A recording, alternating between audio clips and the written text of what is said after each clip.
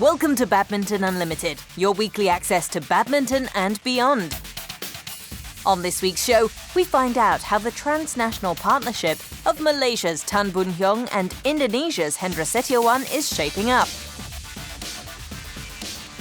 And we find out how the founder of Purple League, Jack Koh, went from national shuttler to successful badminton entrepreneur. First with Marquis Kido and then Muhammad Hassan. Hendra Setiawan was among the world's most accomplished men's doubles shuttlers for close to a decade. Likewise, Boon and Koo Kieng Kiet were flying the Malaysian flag high in the early 2000s. Although the pair parted ways in 2014, they reunited for one last bid to qualify for the Rio 2016 Olympics. Fierce competitors on court, both pairs reached career highs of number 1 in the world rankings, with numerous international accomplishments to their names. Following Rio, with retirement on the cards for Koo Kieng Kiet and Hassan embarking on a new partnership, the time seemed right for two seasoned pros to get together. At first, saya partner dengan Koo. I partnered Koo because we wanted to try to qualify for the Rio Olympics. When we failed to do so, Koo decided that he wanted to quit playing. I then approached Hendra. So, saya ada bincang dengan Hendra lah. Lepas Olimpik, saya juga ada pikir mau... After the Olympics, I was thinking of retiring from the Indonesia team. He spoke to me, but I needed time, maybe about a month to think about it. So after the Korea Open, I decided I wanted to partner Boon. Saya mau partner dengan Boon. We were in Bangkok recently, where Tan and Hendra were competing in only their second tournament. Badminton Unlimited caught up with the Malaysia Indonesia tandem to find out how the partnership was working out. We have to discuss a lot in regard to our combination. The Malaysian and Indonesian styles are almost similar. Hendra has his strong points and I too have mine. So we tap into our strengths to make our partnership work. Then mungkin kita main combination boleh lebih baik lah. Tan is known for his backcourt assaults and Hendra for his nifty frontcourt prowess. And with both players equally effective in defense, this is a partnership badminton fans are excited about. Having been long-time rivals in the men's doubles field, they are well acquainted with each other's strengths. I always managed to beat Hendra, but I never got to be a world champion. I can't seem to figure out the reason why I couldn't be a world champion like Hendra. As a player, he's very disciplined. I've met a lot of players, and I think he's one of the most disciplined players I've known in badminton. Disiplin lah di badminton. Menurut saya It was always difficult playing against Boon. Besides those players from China and Korea, he was the most difficult to play against. He was always good in both defense and attack, so it was not easy to defeat him. Buat saya paling susah. Dulu saya dengan Koo pun Back then, when Koo was my partner, we were able to play well in both attack and defense. As a player, Koo was also good at the front. We were on par with the Indonesians, so when we faced any Indonesian pairs, we were never afraid. Tak takut lah. The Tan-Hendra partnership made its debut in January at the Syed Modi International Badminton Championships. Although they bowed out in the quarterfinals to Denmark's Mathias Bo and Carsten Mogensen, it was a good first outing for the pair. Nampaknya saya partner dengan Hendra memang strong. On paper, ours is a strong partnership, but in doubles, a good combination is very important. Both of us were worried about our partnership and the level of our badminton. So it was good that in India, we were able to gauge the standard of our game. Dapat tengok standard kita sampai mana. Now as independent players, Tan and Hendra have to manage their own training sessions. Residing in different countries, meeting up for practice can prove tricky. But the pair is currently not too concerned with that, as they are getting plenty of match experience together. Aiming to qualify for the 2017 Total BWF World Championships in August, Tan and Hendra have a busy tournament schedule. Sekarang ni kita pun tak banyak masa. At the moment, we don't have much time to train because we are playing in several tournaments as we want to try to qualify for the World Championships. We will look at our schedule and see who is available to be in Indonesia or in Kuala Lumpur for training. Our countries are not far apart, so it's quite okay for us. So kita semua okay lah. Nanti mungkin lepas Maybe after May, when we have some time, I might go to Malaysia for 1 week and he will come to Jakarta for 1 week. dia ke Jakarta 1 minggu. With the qualification period for the prestigious World Championships concluding at the end of April, achieving favourable results over the next few months is crucial for the duo. In addition to that, Tan and Hendra are hoping their partnership can pose a challenge at the elite level. Saya rasa ada sedikit rush lah untuk It might be too quick a push for us to qualify for the World Championships, but we will try our best because it's in our plan to do so. We will participate in as many tournaments as we can. We hope we can get good draws and can perform well as we have only a few months left. untuk ni berapa bulan saja. Mungkin untuk This year, we hope to get into the top 10 and try to qualify for the World Championships. kita coba dulu lah. Playing in one of badminton's most competitive disciplines, the pair knows that it's not going to be easy and are cautious about their expectations. Men's double sekarang lebih rata. There used to be 4 to 5 pairs that were very strong, but these days their standards are comparable. Sekarang tak ada semua kuat ya. Kalau kita masih boleh If we are able to achieve good results, be consistent in our performances, and are able to compete with the top 10 pairs, then we will continue playing. But if we are unable to do so in these 2 years, then we might end our partnership. to continue lagi.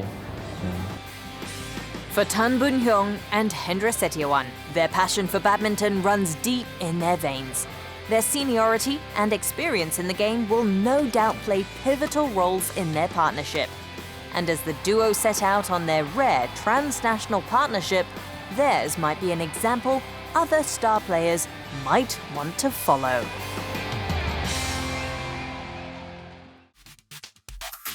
Time for some badminton trivia.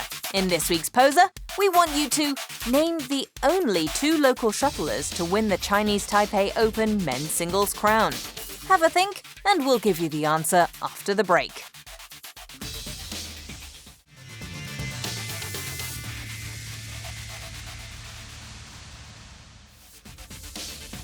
When we return, we have all the action from the finals of the world's oldest badminton tournament.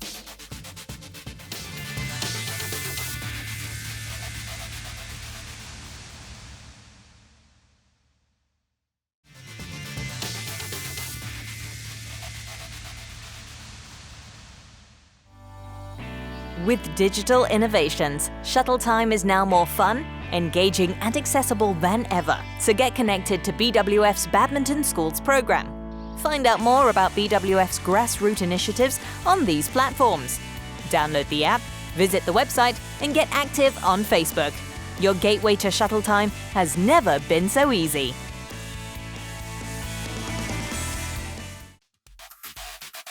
Before the break, we asked you to name the only 2 local shuttlers to win the Chinese Taipei Open men's singles crown.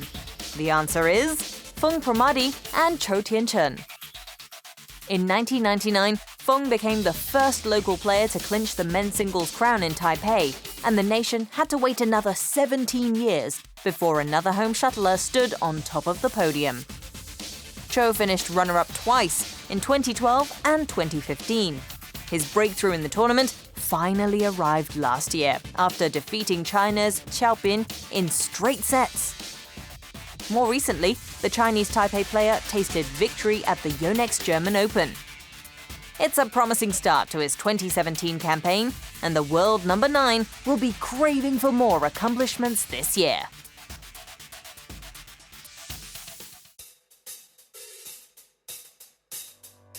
I'm Saina Nehwal and I'm a professional level badminton player from India, former world number 1 and London Olympic bronze medalist. It's been quite a long journey for me. I started at the age of 9 and I'm 26 now. So I've been playing at the highest level for almost 11-12 years. I reached world number position in 2015.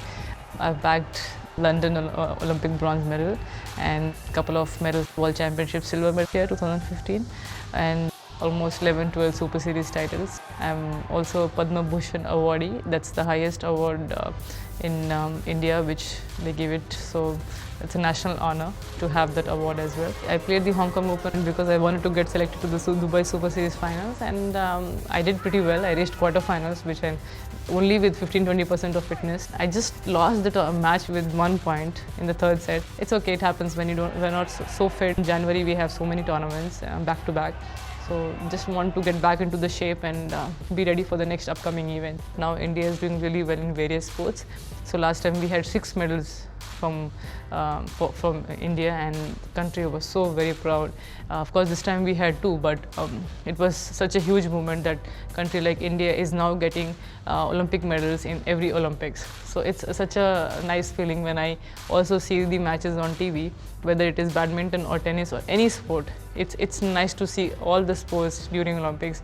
It feels really nice to see such amazing level of competition and everyone giving their best, wanting to win it and giving their 100%. And what can be better than that? At the moment, badminton is really improving all over the world. It's getting huge response from people all around the world. In fact, even I have huge number of followers on the social media, so it's only because of the performances I'm showing and getting lot many endorsements and sponsorships and a lot of support from everywhere. Otherwise, in fact, the sport is also improving in a lot of ways in terms of the media visibility. People are able to see many matches now sitting at home.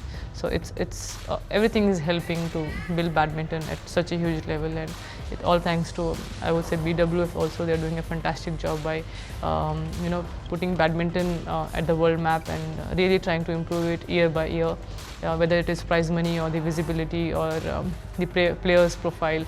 Everything is important, so they're doing it really well, and I hope in the coming years it will grow a lot more all over the world.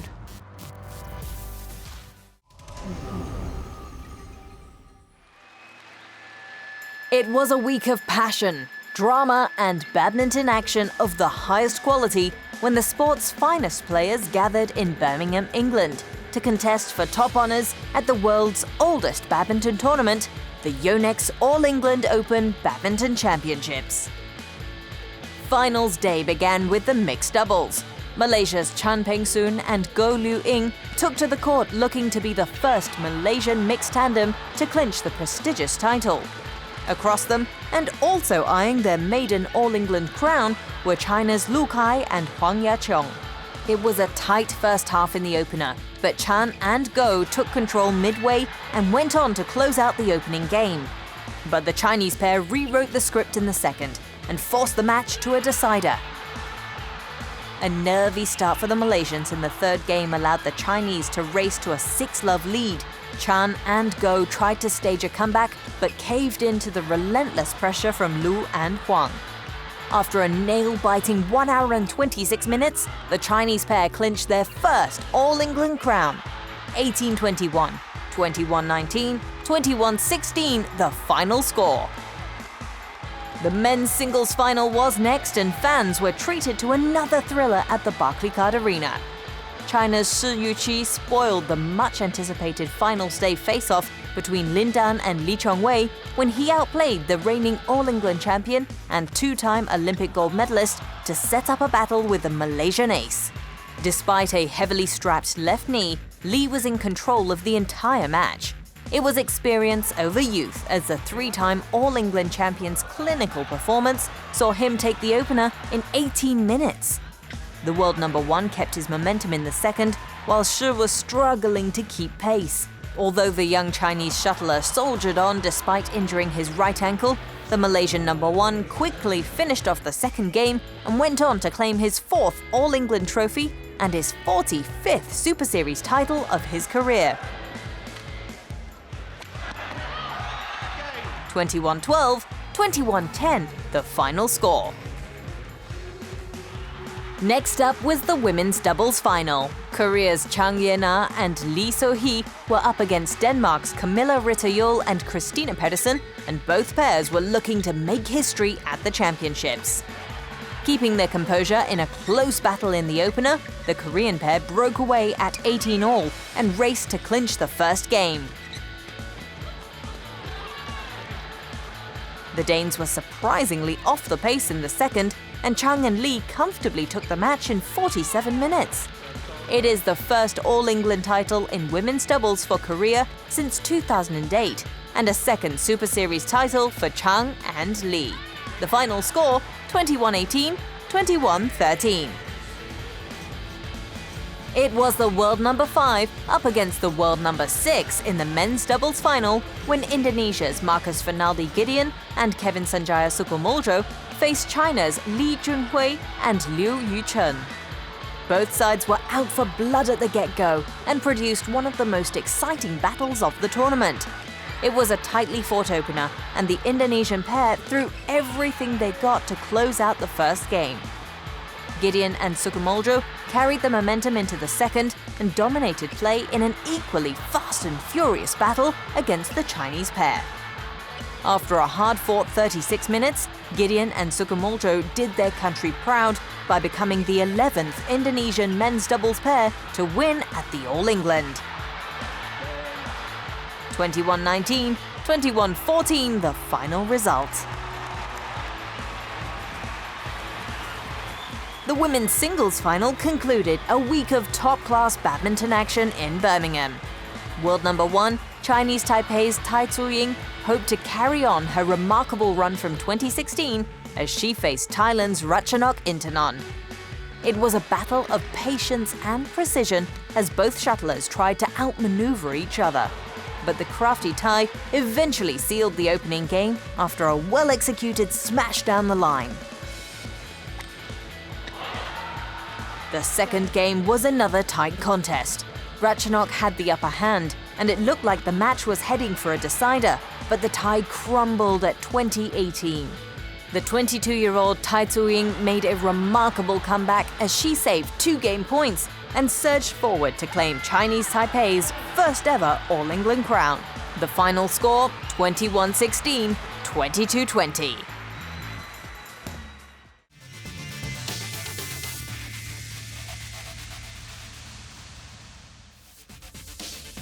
After the break, we catch up with Jack Koh, the founder of Malaysia's premier badminton league.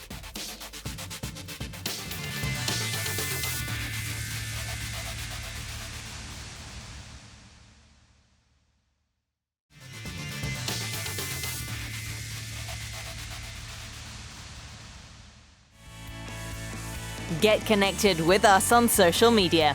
Follow us on Twitter and Facebook and tell us what you think of the latest news. Or perhaps you just want to leave an encouraging post for your favorite player on Facebook. If you've got any comments or photos, share them with us on these social media platforms.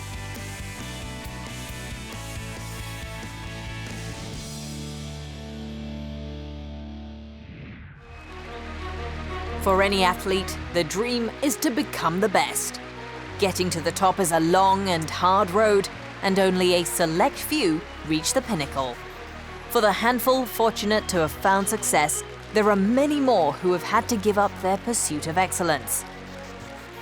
Jack Koh, founder of the Malaysia Purple League, was a national player who bowed out of the game when he was 21 years old.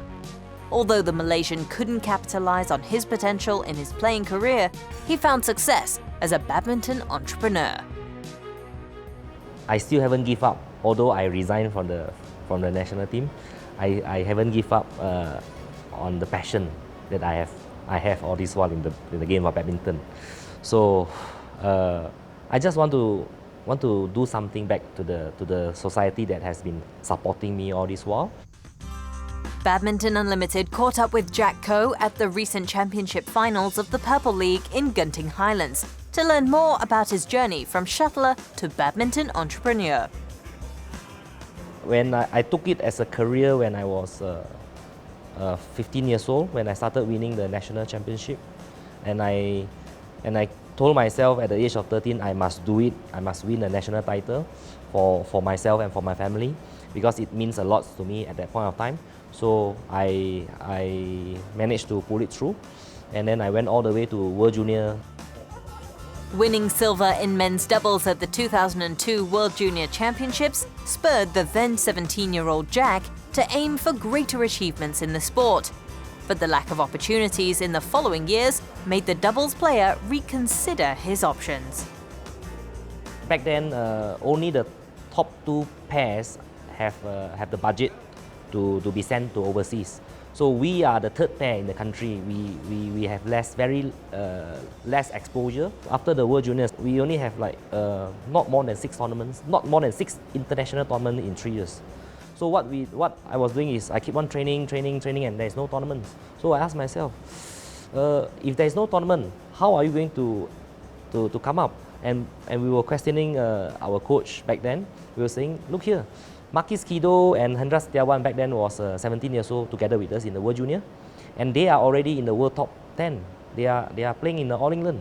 And why are we still not playing in the All England? We are still only playing the 1-2 star tournaments, and it's very, very minimal. Without a clear path in sight, Jack made the tough decision to call time on his playing career. But his love for the sport kept him involved in badminton, and he established the Loy Badminton Academy soon after. I resigned from the national team on the 31st of January 2006. I formed the academy in August 2006. There was like 6-7 months cooling period. But I must be grateful to my father-in-law, Mr. Wong, which is the academy is also named after him. So it was him that said, look here, you have a kind of diploma or degree in badminton. All your life you have been playing badminton so well and you have such a good result. Why not you coach my son, coach a few of my neighbors? Yeah, maybe I should just try to pass down whatever knowledge that I have with people around me. That's how I got into this. Then I formed the academy. Located in Kuala Lumpur, the academy, later renamed Petaling Badminton Club, attracted budding young shuttlers from the region and started producing numerous state players. However, with the lack of competitive opportunities, many of these players would not progress beyond the state level. After I coaching 3-4 years, that was when I have been producing about maybe almost 20 state players. But all these players are going nowhere. They are just stuck at the state. So what should we do? That was when I just called up all my ex players. I said, hey, come, let's go for some teh tarik. I was brainstorming with Wong Chun Han, Miss Boon Siddiq, Rashid Siddiq, and a few of our, even Petaling Jaya, Yogendran. Most of the private academies like us, they face the same problem. So that's how we started, say, maybe we should have a badminton tournament or a league in Malaysia. It started over a cup of teh tarik. Gaining international exposure was what Jack lacked in his playing days, and recognizing that there are many Malaysian shuttlers facing a similar situation, he was determined to fill that gap. The Malaysia Purple League kicked off its first season in 2014, and fundamentally, it provides a platform for local players to compete not only against each other, but with foreign shuttlers in an international tournament setting. In 2012, 2013, that's why we were toying about the idea. We should really firm up the league and try to do something so that, because we can see there are lots of talented players, not only in Klang Valley. The kids' perception is keep on training and training and training, but how do they benchmark themselves? Where am I now and how far do I need to go? So the players need to be exposed to more tournaments, then hence they can judge where are they currently and how to go to the next level. With Badminton Association Malaysia selecting and grooming the top talent in the country, the flourishing club system supports its development by nurturing their second tier of players. Malaysia is too big, you see. Not all the young players are having a peak at the same age, you see. So sometimes they flop during the selection process, therefore they are not selected. But does that mean that they are no good? Should they be given a second chance? Most of the clubs are backed by ex-legend, ex-players. So all these ex-players, their bread and butter is to do coaching, to develop the players. So that's why if we have more clubs will be able to develop the players at a different time. And at the end of the day, the national team will just choose the cream, the best of the best. Badminton entrepreneurs like Jack Koh play an important role in developing the ecosystem, so that even players and coaches outside the national team can make a living out of the sport.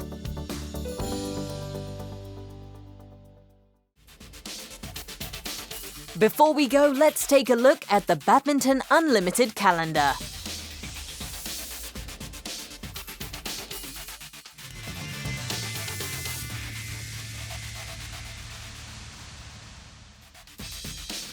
Hi, I'm Yisham. Hi, I'm Heong. Catch us on Badminton Unlimited.